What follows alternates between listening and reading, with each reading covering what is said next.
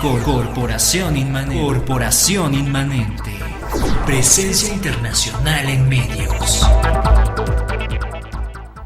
Estamos de vuelta en este su programa Desde la Trinchera. Les recordamos que nos pueden mandar comentarios, preguntas, sugerencias a través de nuestra página de Facebook Desde la Trinchera. Entonces les comentábamos que tenemos en esta ocasión, en este programa, vamos a hablar sobre dos temas, y el primero de ellos es la tregua de Navidad de 1914. Este es un tema que se ha cubierto en diferentes ocasiones, en películas, en documentales, por la curiosidad, por el detalle de que las tropas alemanas y las tropas británicas dejaron de combatir porque era día de Navidad. Esto es algo que ya no se volvió a repetir en los años posteriores durante la Primera Guerra Mundial, y les vamos a platicar un pequeño preámbulo para que sepamos qué es lo que pasó.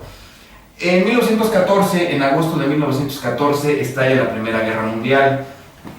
El ejército alemán y el ejército británico y francés, pero particularmente el ejército alemán, era un ejército de conscriptos. Entonces, regularmente todos los jóvenes tenían que cumplir un año de servicio militar y de ahí pasaban a la vida civil, teniendo un pequeño esqueleto, un pequeño cuerpo de oficiales y de tropa que eran soldados profesionales. Cuando estalla la guerra, comienzan las ofensivas a través del plan Schlieffen, que implicaba invadir Bélgica para ocupar lo más pronto posible, llegar a París, y dejando un número simbólico de tropas para, aunque las tropas rusas avanzaran, el chiste era vencer al enemigo en el occidente. Entonces avanzan las tropas, comienzan las ofensivas, y los alemanes no logran consolidar la ocupación a París. Exactamente, los detienen en el Marne, y de ahí dejan de moverse las tropas para que empiecen a construir una línea de trincheras que ocupaba desde la costa de Francia hasta la frontera con Suiza. O sea, eran miles de kilómetros de tropas, de trincheras, y las tropas se atrincheran. Comienza una guerra de posiciones, comienza una guerra de desgaste. Ya era sumamente costoso el siquiera asomar la cabeza de la trinchera, iba a implicar que te iban a dar un balazo. Estos ataques que se muestran en las películas, a donde eran cargas a la bayoneta, pero del otro lado te estaban esperando con una ametralladora. Surge la hegemonía de la ametralladora, y como tal, entonces se vuelve una guerra estática. Nadie se mueve porque saben que te va a costar miles de hombres tratar de salir y avanzar 100 metros. A veces no estaban separados por más allá de 50 metros, se podían gritar de una trinchera a otra, se aventaban de piedras de una trinchera a otra, porque era tal la cercanía. Sí, de hecho, hay que recordar que esta Primera Guerra Mundial, ya lo platicaremos en otra misión, ahorita rápidamente, empieza de una forma en donde nadie esperaba realmente que durara la guerra. Los conscriptos piensan que es una guerra, o que es nada más una muestra de poder, realmente no estaban convencidos de la guerra. Yo creo que ni los líderes imaginaron que iban a ser 4 años y que iban a dejar tantos millones de muertos. Y entonces empieza la ofensiva, se quedan estáticos ahí, y pues empieza algo que ellos, los oficiales después del evento, les llamó la atención, es que empiezan a distinguir y ya conocían algunas de las rutinas de los de enfrente. O sea, ya sabían que a tal hora lanzaban morteros, ya sabían que a tal hora se asomaban, ya sabían que a tal hora intentaban rescatar a sus heridos. Entonces empieza una rutina, empieza a hacerse rutinario la vida en la trinchera, y pues se hace aburrido también porque pues estás en un hoyo, no tienes nada que hacer, y pues los otros están enfrente también a 50 metros y no tienen nada que hacer. Y entonces se acerca la Navidad, llega la Navidad y empiezan los preparativos navideños. En este momento, por ejemplo, allá en las trincheras británicas, platicábamos que los altos mandos británicos y los altos mandos alemanes sabían o estaban conscientes de que el soldado raso, el soldado promedio, no quería estar en la guerra. Pues en realidad, ¿quién quiere ir a una guerra? Y como tal, comienza una campaña de propaganda en el que tenías que despertar el odio contra tu enemigo. Es de ahí de donde surge esta leyenda, este mito, de que cuando los soldados alemanes llegaron a Bélgica, ensartaban a los bebés con las bayonetas, o que les cortaban los niños las manos a los niños, o que también decían que les cortaban los senos a las mujeres. Esto con toda la idea de que el soldado raso británico odiara a su enemigo, porque en realidad en este momento como no había un convencimiento como tal. Entonces llega la noche de la Navidad, en la noche del 24 de diciembre de 1914, y los soldados británicos escuchan muy atentos que en las trincheras alemanas empiezan a cantar los villancicos navideños. Comienzan a cantar y comienzan a gritar ¡Feliz Navidad! ¡Feliz Navidad! Entonces los británicos en un principio piensan que es una jugarreta, que están tratando de hacer que bajen la guardia para que los alemanes intenten ya sea avanzar, ya sea un bombardeo, romper las líneas. Entonces en un principio estos gritos de Feliz Navidad, estos gritos, estos cantos que comienzan a surgir de las líneas alemanas son tomados con recelo. Luego termina la noche de Navidad y a la mañana siguiente las líneas están en calma, no hay disparos, no hay bombardeos de artillería, no se dispara humo, y como tal lo que sucede es que comienzan a asomarse los soldados alemanes. La ofensiva, la tregua de Navidad comenzó a través de los soldados alemanes, de los soldados prusianos, y de los reinos también era de Sachsen. Eran ellos los que particularmente tenían un sentido de Navidad así como que un poquito más profundo. Decían que en este momento la Navidad en Inglaterra no era tan popular ni era tan importante, tan celebrada como se celebraba en Europa y particularmente con los alemanes.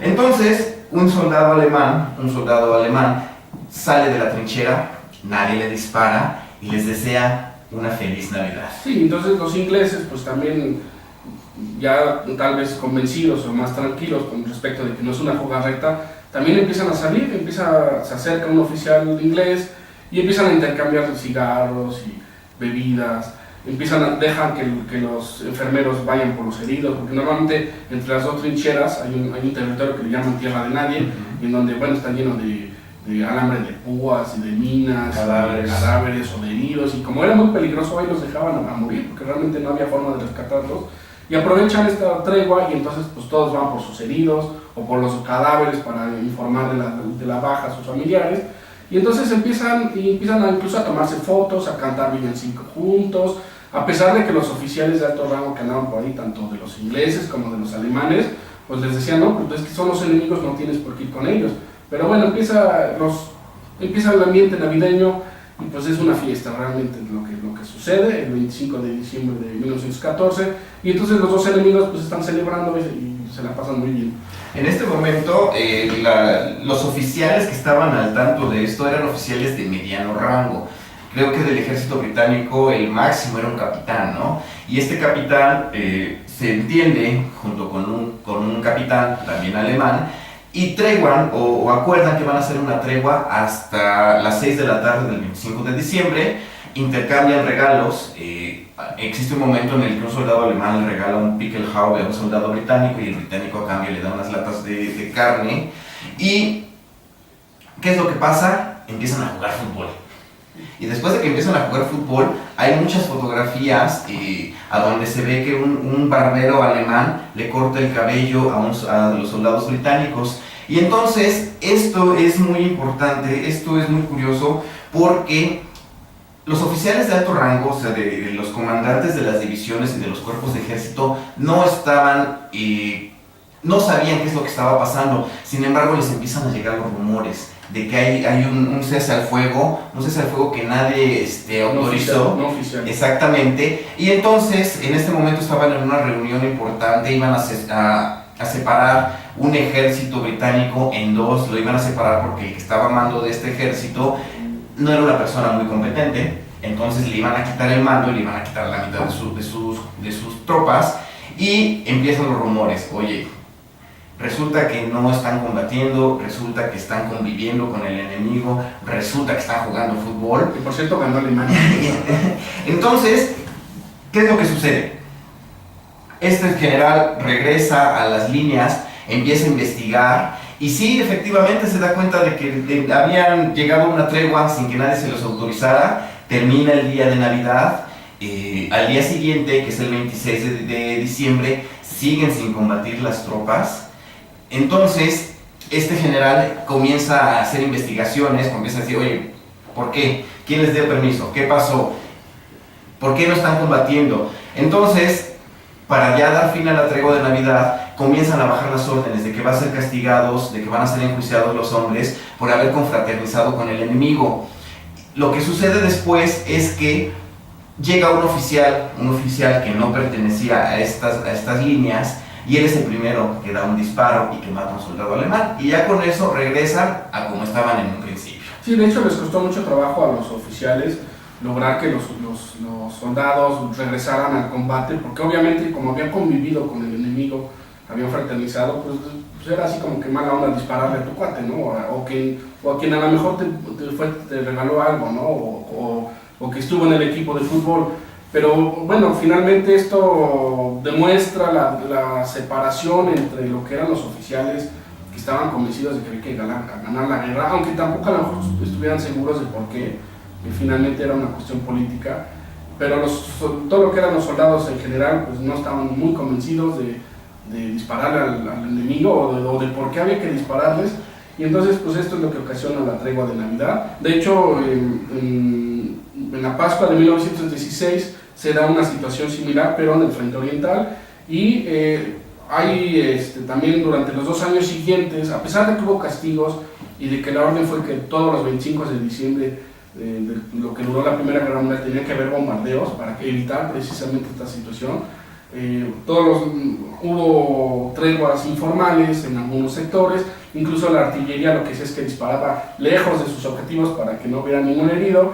Y bueno, pues esto es algo que ninguno de los dos ejércitos pudo evitar que siguiera sucediendo, a pesar de lo cruento de la guerra y a pesar de todo, pues los soldados también necesitaban un rato de descanso y darse cuenta que el enemigo pues también era un ser humano de carne y hueso, que también vivía lo mismo que tú estabas viviendo, y el que a lo mejor hablara otro idioma o que tuviera otra bandera, pero finalmente la guerra no estaban muy seguros de por qué estaban combatiendo, y de hecho la Primera Guerra empieza por una serie de circunstancias, una serie de alianzas que se dan por un asesinato de un heredero al trono, que desata todo, aunque ya era una guerra que tenía que estallar, pero que finalmente muchos no entendían por qué estaban en combate. Entonces, bueno, pues es que mataron al archiduque, pues sí, pero ¿y eso qué hay?